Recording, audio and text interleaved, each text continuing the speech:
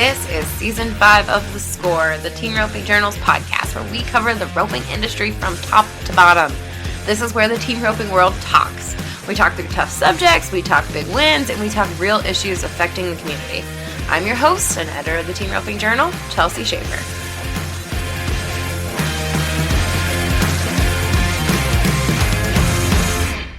From the passionate hatters that started the company to the hardworking team working daily to produce the best quality hat a cowboy can wear, the folks at 𝘧𝗏 live and love the Western way of life. Not only do they respect cowboys and the Western way of life, they live it too. That's why they say we live it every day, and why they wear the hats that they make. Browse their wide selection of felt and straw cowboy hats, available in black, brown, gray, and a large assortment of other colors. 𝘧𝗏.com.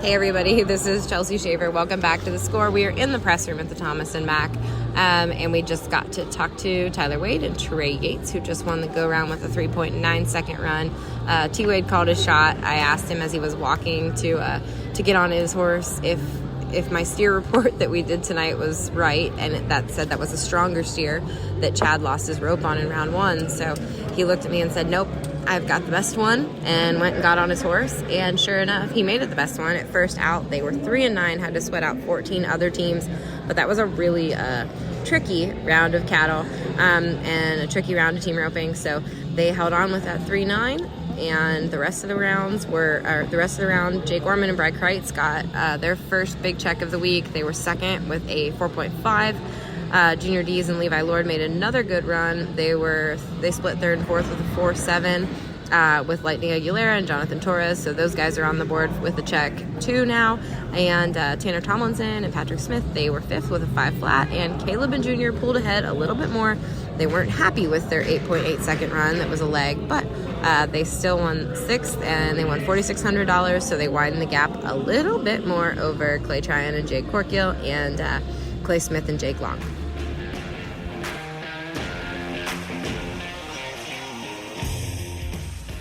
Okay, guys. Tyler, you certainly called that.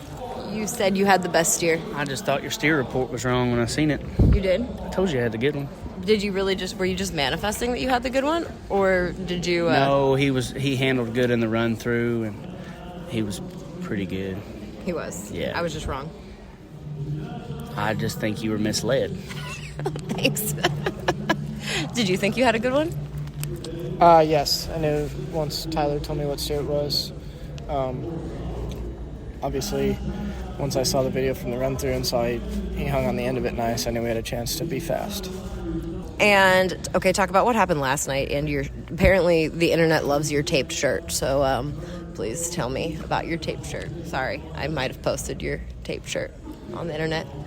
Well, the sleeve of my Wrangler shirt got stuck on the top of my saddle horn as I was trying to dally, so tonight I got some Johnson & Johnson black tape and taped up, so there was no chance of that happening. Even though it's a 1 in a million deal, I didn't want to chance it again for this much money.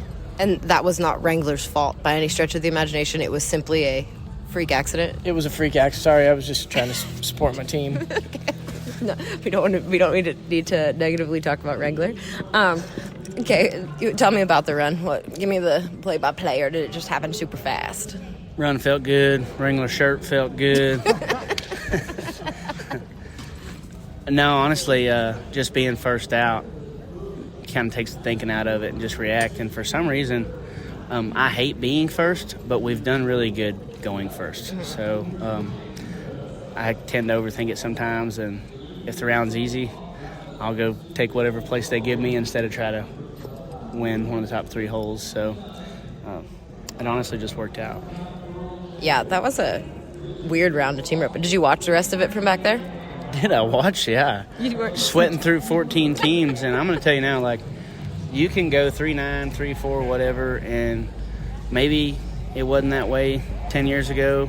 I kind of felt like there was about half the teams you had to watch out for, and now, honestly, it's so hard to get here. Everybody ropes so good that there's not a soul that made it or that could make it that can't be 3. So it makes it a lot more nerve-wracking to go through 14 other teams waiting. Trey, tell me about the run from your perspective. Was it exactly what you wanted it to be, or did you have any bobbles that you didn't like? No, I mean, Tyler got a great start. got him on a short rope, put him on the end of it fast, and I got around him and put a lot of loop down there, and we had a good finish. I mean, like he said, it doesn't matter, when you're in this field of ropers, it doesn't matter how fast you are. There's teams that are very capable of beating you. There's a lot of variables in team roping, but these guys are able to overcome, and it's just one of them deals. We made a great run on a good steer, and we just had to sit and wait. Yeah, we watched every team and kind of just gritted our teeth, but it worked out. Your horse decision, you weren't sure you were going to ride Spur at the beginning of the week, right? Yeah, me and my wife talked, and he gets a little bit tight if you don't ride him correctly.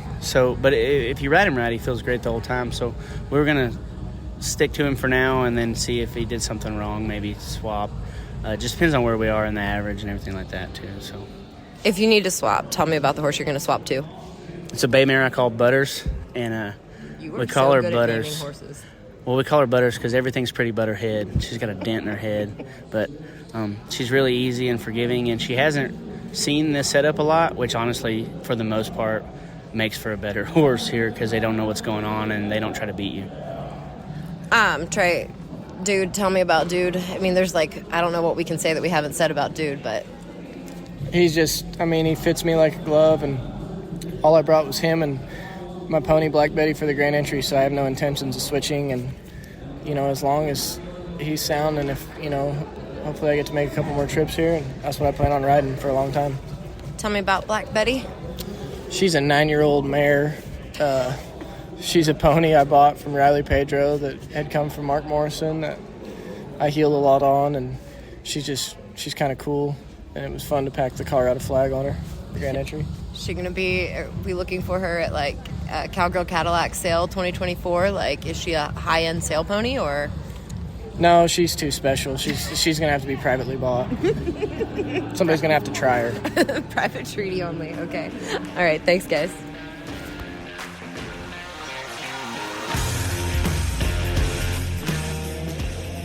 Well, that's it for the score tonight. We will be back tomorrow with round 5, mark the halfway point of the week. I don't know if it's gone too long or if it's gone so fast. Not really sure.